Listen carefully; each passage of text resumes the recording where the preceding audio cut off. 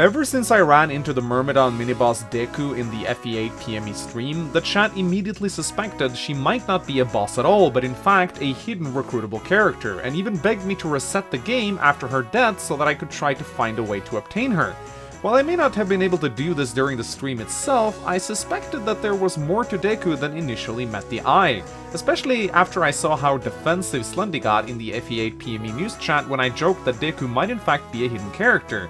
Sounds to me like the FE8 PME team is trying to cover up something. Sounds to me like there is a mystery to be uncovered here. A mystery of the emblem, if you will. So let's go on a journey and uncover the secret behind the character Deku.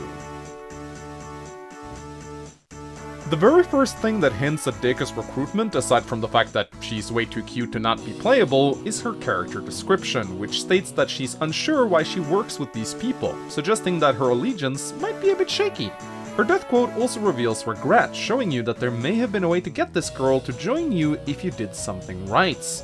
Well, just so happens to be that there is. Kinda similar to Savior from Tracia 776, Deku has many incredibly bizarre conditions that needs to be met before you can recruit her. One in each chapter in fact, starting as early as the prologue. I'm gonna go through them one by one, so pay close attention. In the prologue, you need to kill the fighter boss Anthony with Nono without engaging any of his other men. This can be done by placing Nono in the Eastern Forest tile and just praying that Anthony misses his first attack. Sadly, this one is a bit luck-based, so just restart until you get it. I also advise that you promote Nono immediately at the start of the chapter, as this will make the other conditions easier to meet. In Chapter 1, you simply need to visit both houses in the southeastern part of the map and kill the boss Millsworth before the reinforcements from the east can get to you. If you as much as let them attack you, you fail the conditions, so just play this map quickly and you'll be fine. In Chapter 2, you need to not visit any of the villages and kill Ninian before turn 3. This is actually easily done by moving Kekmek south and having him equip a javelin. He'll double Ninian at base, so it's quite easy to kill her before turn 4 rolls in.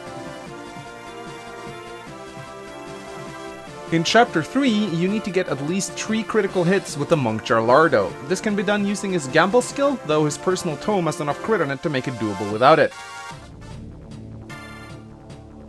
In Chapter 4, you need to recruit the Wind Mage Halos from the bottom right village and have him attack the southern snag with his personal tome.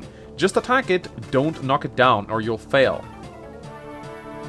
In Chapter 5, you need to kill the boss Sopa without using any of your own units. How do you do this? Well, Momoji comes with a Berserk Staff. There is a generic Cavalier wielding a Shamshir that spawns very close to the boss. You just need to trick her into using her ranged Siege Tome, which will slow her down to the point where she'll get doubled. The Cavalier will initially go for the Priest, as he is a much more juicy target, but after the Priest is dealt with, he will turn around and attack the boss. Even with the Shamshir, he will require several critical hits to get Sopa down, and if she equips her normal tome, she will kill him on a counterattack, so make sure you keep Momoji in range of the boss, so she keeps blasting her with her Siege Tome. Eventually, Sopa will go down, unlocking one of the final recruitment conditions. In Chapter 5X, you need to let Mina land a killing blow on the boss. This is quite easy to do as long as her AI doesn't fuck up and make her passive. In that case, you might need to rescue her and drop her off at the boss. In Chapter 6, you need to kill the Spider Null before it can reach the NPCs. This can easily be done if you have a trained Kekmek wielding the Bright Lance, as he can usually one-shot it. You also need the civilians to survive the chapter. Finally, in Chapter 7, you need to not fight Deku. Seriously, don't even attack her or you won't unlock the secret conversation. You need to go around the middle and kill the real boss of the chapter standing behind her guarding the castle entrance. Once you do that, and all the previous conditions have been met, you will notice that the music of the map changes and that Deku's boss icon vanishes. And then, you'll be able to trigger this secret conversation by talking to her with Nono.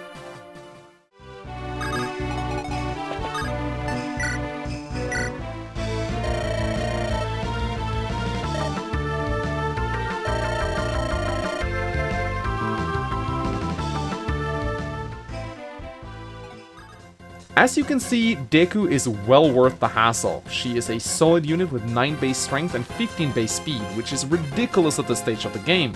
She also comes with very decent growth rates, as well as an amazing personal skill in Wrath.